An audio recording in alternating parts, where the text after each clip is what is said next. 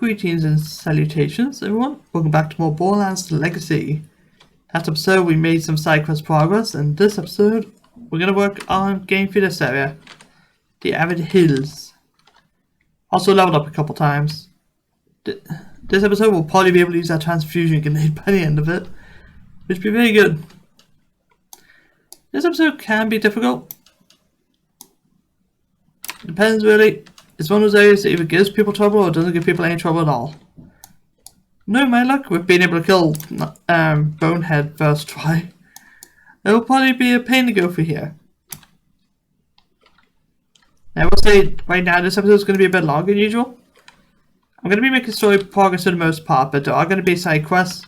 But any side quests I do from this point on are going to be sped up. Because I don't like the episodes being like 20 minutes long just because of a couple side quests.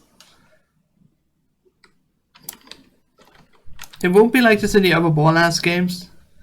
Because the other Borderlands games I'm probably going to play at max level. So I won't need to worry about side quests. But it's a precaution I'm willing to take in order just to make the series a bit more enjoyable to play and watch. Because right now, well, I had to watch videos anyways. But most of you guys are probably saying don't do the side quests and stuff like that. So I'm going to just do that. I'm going to do that instead. Because a lot of side quests are just go point A to point B or kill enemies. It's like a GTA mission basically. So I would rather just cut the fat basically. I will still be doing side quests obviously because I'll want to level up at some point. So there ain't no worries about that.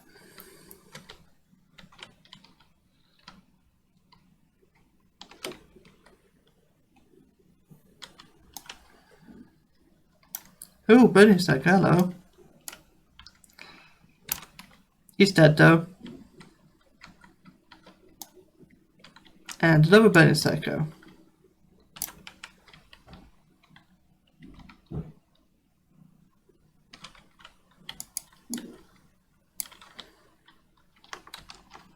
And that was an explosive longbow grenade. Those are actually quite good. Basically, longbow grenades in this game, you throw them, they go to wherever you aimed. Is that picked up is because, well, I don't have a grenade mod equipped right now.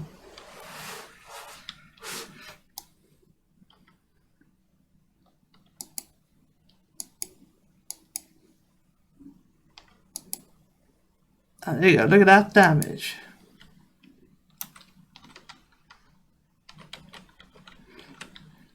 The AI in this game is actually quite smart.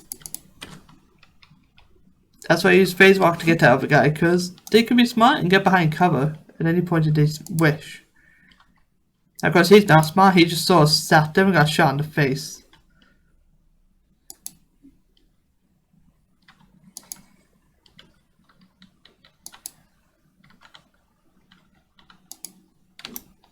And that guy's right, so I just got shot in the leg. But the AI, they'll usually run away when you're down and stuff like that to make sure that you can't get back up. That's kind of the whole point. It's very smart AI design. Annoying? Yes, because in this game, when you go down, like in the fight for your life, you have to kill an enemy, but you can't move. The enemies can, but you just don't get the ability to move. In future games, that is fixed. You do get to move. It's not much movement speed, but being able to move at all when the enemies are behind cover is great.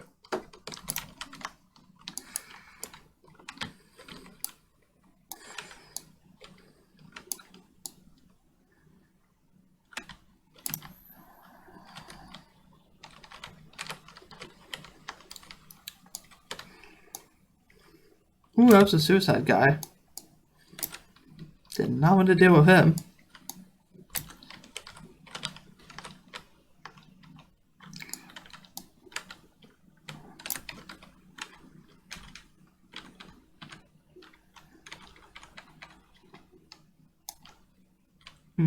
Now where is this up? Oh, he's practically a full health. Need to get my TDO SMG out.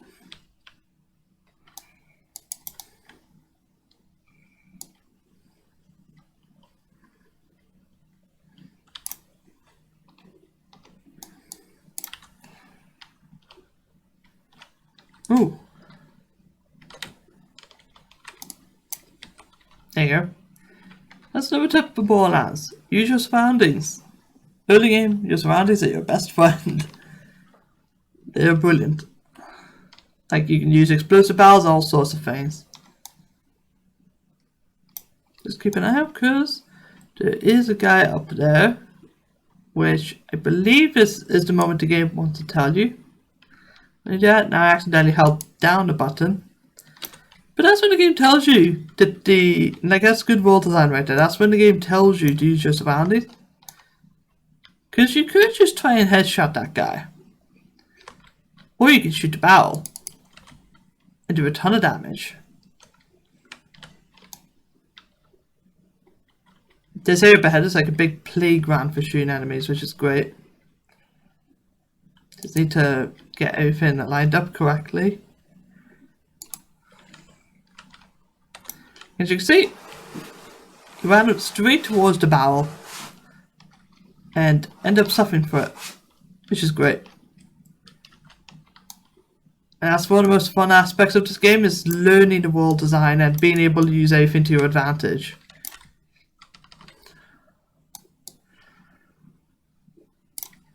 Of course, the loop is a bit of a double-edged sword, especially with phase walk, because I did get hit by a barrel just a minute ago. Because phase walk has an explosion at the end of it, it will trigger barrels.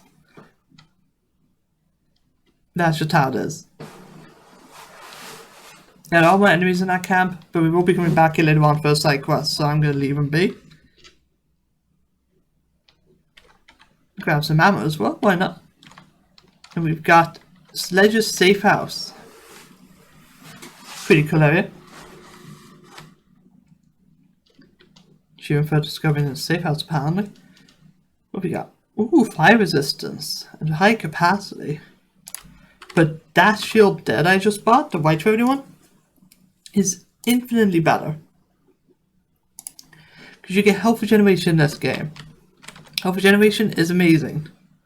Another transfusion, dang! Same damage as my one. Yeah, 35.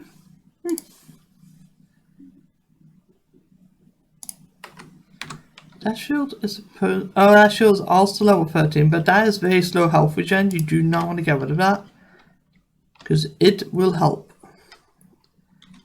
In Borderlands 3, I do take the mick out of the fact that some well, 3 to 4 characters in the game have lifesteal. And I still stand by my whole point. Lifesteal is a bit stupid. But in this game, health regen is great. Because at least there's no lifesteal in this game for you to just abuse. There is lifesteal in all the other Borderlands game. I will say that right now, so I can be a bit of a hypocrite in terms of lifesteal.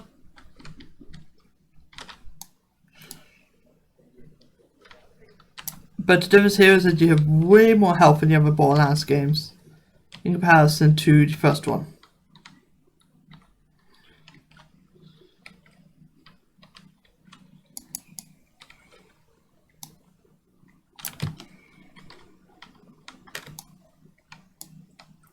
That's 015 Bruiser.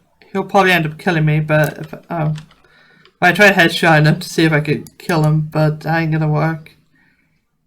A little bit underleveled for this segment, I'm gonna say. Probably meant to do more side quests. If I keep struggling, I'll jump cut when I do the other side quests. But there are a ton of enemies in this area, and even the boss in this area, which is obviously Sledge, he could be a bit of a problem. I need SMG ammo.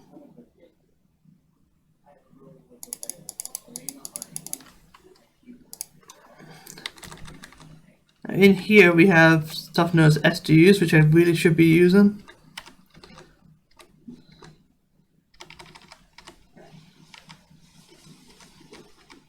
This will increase your thing. This will increase your ammo capacity in general. So you want to make sure that you get SDUs when you can. They cost money in this game. They cost a different thing in every game basically, apart from free. In Borderlands 3 it takes money. Ooh, level up. Right, let's equip our brand new stuff now. We got a transfusion. Oh yeah, I could have equipped a skill point too, thinking about it.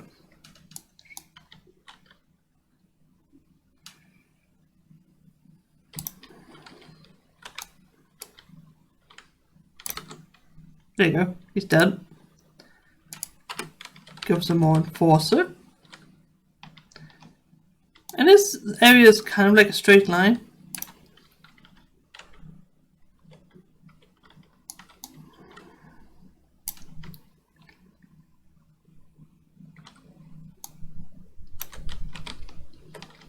Basically, point A to point B, kill anything in your path, because otherwise they might just kill you.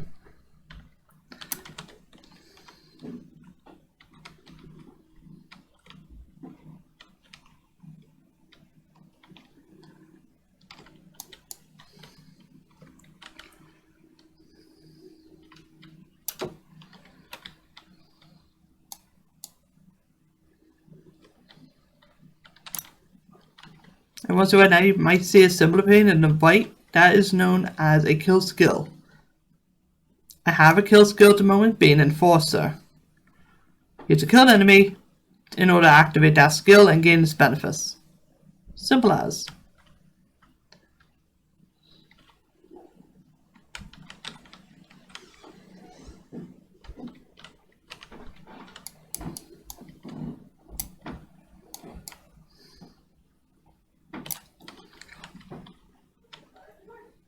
Now, I don't think the skill stack in this game, there are some kill skills that stack in the franchise. They're pretty good.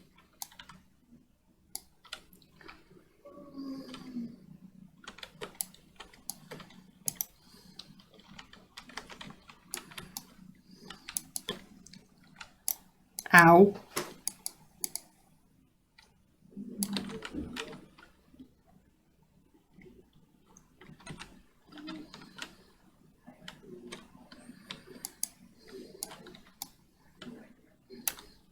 To forget about a little phase walk ability. It makes this so I can't take damage. But here we have another claptrap. At the very start, I did show that one claptrap as Nexus, I think. Kind of the mascot of Borderlands universe.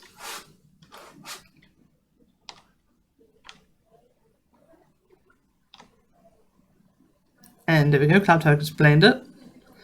Most of the time you can just look at a weapon and see what element it is just by looking at it. Like I had a bit of yellow on that sniper. Explosive is a good element. But this quest here, this claptrap, if you help them, you will get more inventory space, and in this one's case, you will get some extra loot.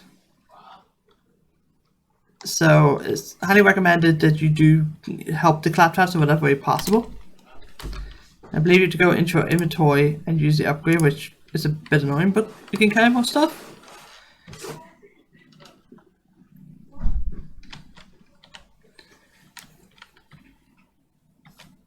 Yeah, ton of claptraps.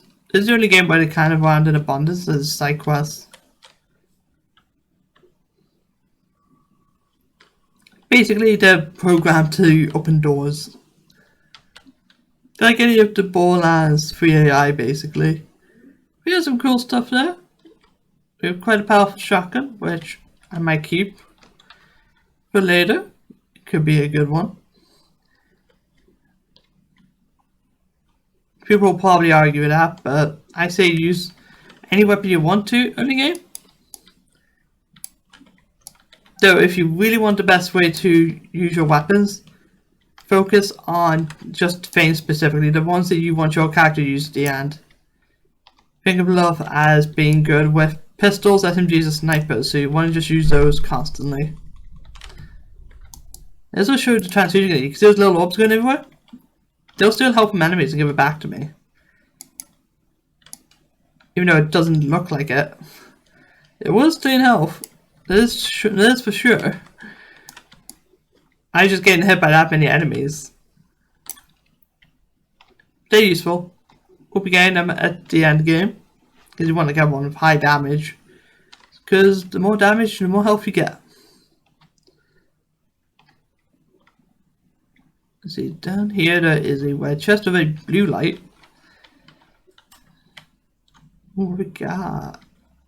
Ooh. Some very good snipers. Gotta keep an eye on what they are like later on.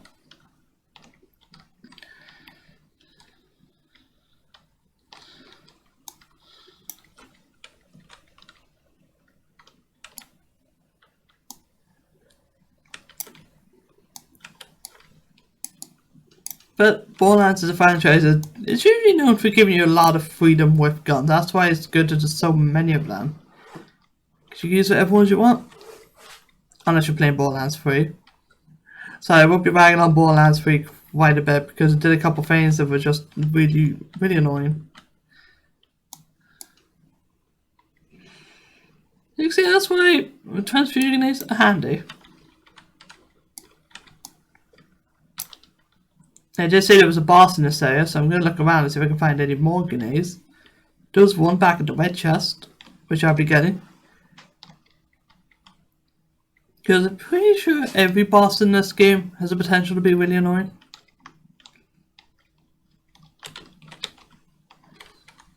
Especially some of the end game ones, like they can be tough.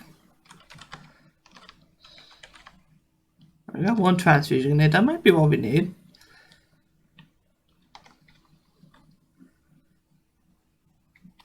But hopefully we'll have this area done pretty easily. I'm assuming it's probably taking 20 minutes just to get through here.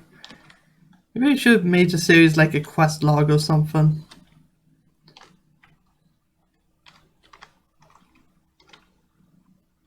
Oh, but up here, we have Void Rage Psycho. He is the boss. I believe he's always meant to be higher level than you.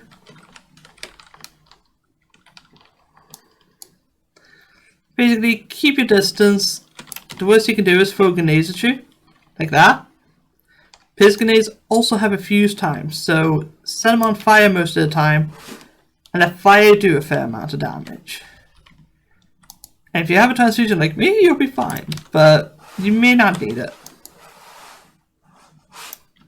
But then I thought you say Void Rage Psycho for millions of damage. That would have been funny. That he has millions of health.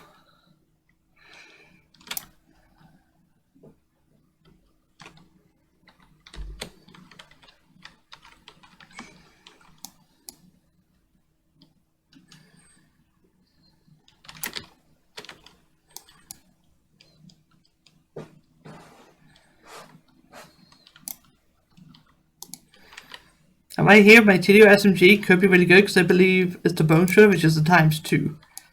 So if I keep hitting him in the face, it will basically just always hit him twice. But essentially double damage, up to quadruple even. But I'm using elemental damage because it's an expertise of Lilith.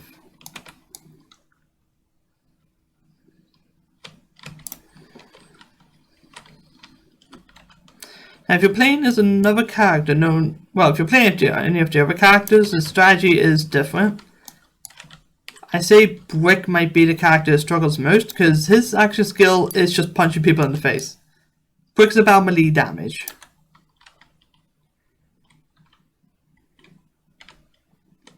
But that wasn't too bad of a fight. And we did get a Helix rocket launcher, I think. Minus 2% damage, but rocket launchers are quite good. I have a lot of weapons to have to consider now. But right here, we're going to get the mine gate key. That'll allow us to go to the next area.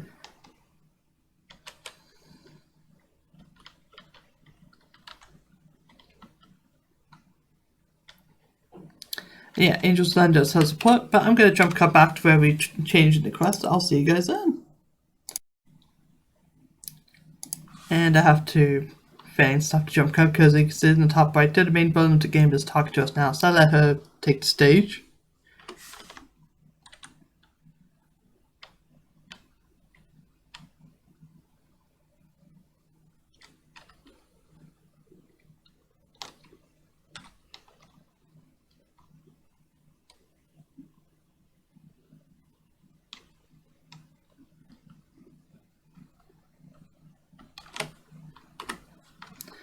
Yeah, I just wanted to let her sort of take the stage, so once again I will be right back.